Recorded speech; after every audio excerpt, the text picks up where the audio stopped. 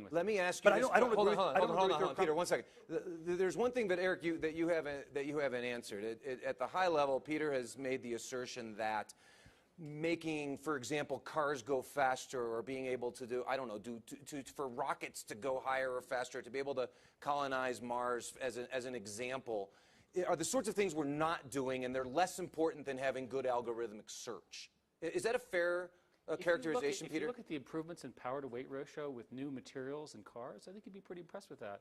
There's a whole renaissance of material science going on with new smart surfaces, new, much lighter, much stronger materials, all of this being driven by American universities.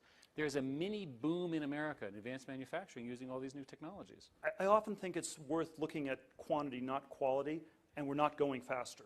You know, the Concorde was decommissioned in 2003, and if you include low-tech airport security mechanisms, we're back to about 1960 type travel speeds today in the U.S.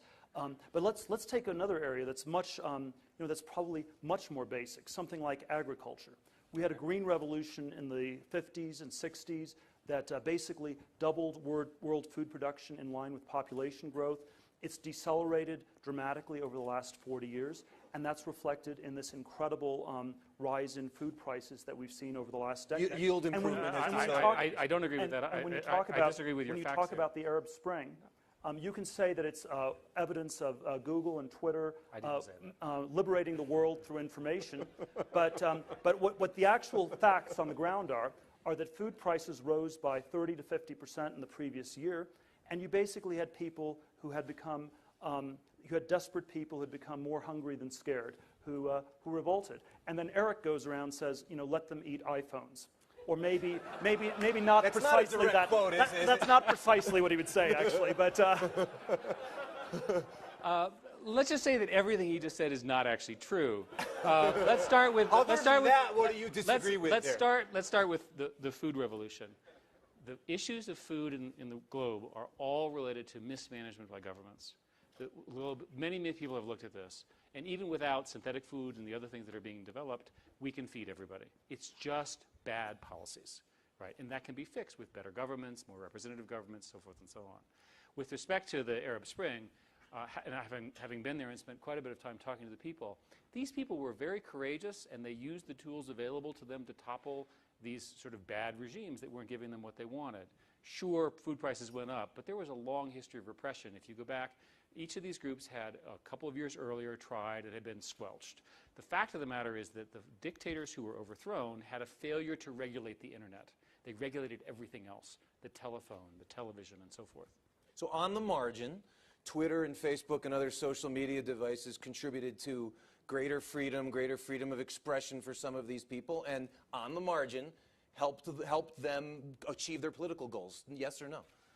Look, I am in favor of all the computer companies that are being built, and I think that we should be doing even more in most of these businesses. He was asking about the Arab Spring. But I think the Arab Spring, I think the fundamental driver for that was the food prices went up 50% and people were going to starve. Okay, I think that, and I think it's that's smug a and fair point, complacent the question is, pretend did that it the was social anything other media than that. contribute at the margin? At the margin. But the main thing was people were facing starvation.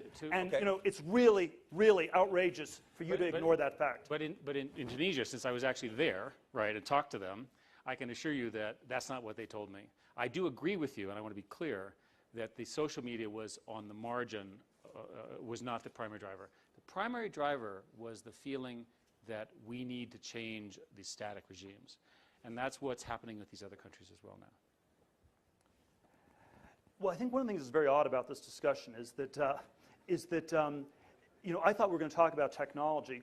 Eric seems to think it's all about politics, which in a way I think concedes my basic point, which is that technology is no longer that big a driver.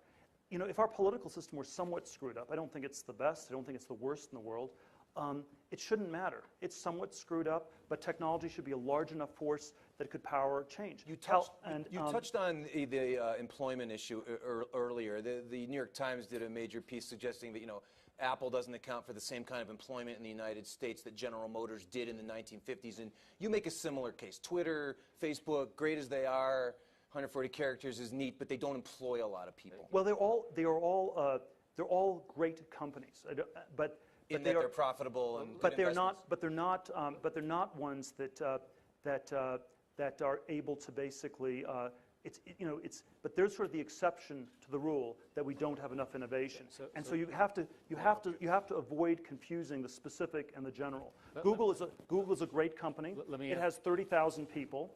They have or 20,000, whatever the numbers. They have pretty safe jobs. On the other hand, Google also has 30, 40, 50 billion in cash.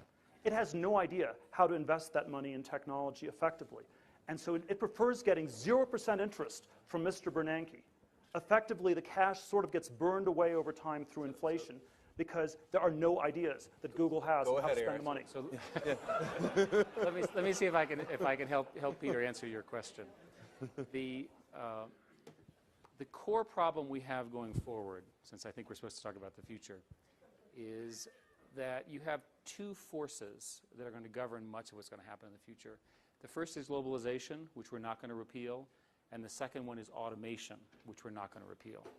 And if you look, these problems are ultimately cast in political systems in the West, and I think eventually globally, as jobs problems. And the solution to jobs problems, in my view, is education, right? Education at many levels in many different ways, which we can discuss. I don't see another solution to this. It's absolutely true, as Peter says, that these gems, if you will, and you were nice enough to call those companies, describe them so well, they're not employing enough people. So how do you have $50 billion at Google. Why don't you spend it on doing more in tech? Or are you out of ideas? And it's not. And I think Google does more than most companies. You're trying to do things with self-driving cars and supposedly with asteroid mining, although maybe that's just part of the propaganda ministry. And you're doing more than Microsoft or Apple or a lot of these other companies. Amazon's the only one, in my mind, of the big tech companies that's actually reinvesting all its money, that has enough of a vision of the future that they're actually able to reinvest all their profits. They make less profit than Google does. But if we're living in an accelerating technological world and you have 0% interest rates in the background, you should be able to invest all of your money in things that will return it many times over. And the fact that you're out of ideas, maybe it's a political problem, the government's outlawed things, but it still is a problem.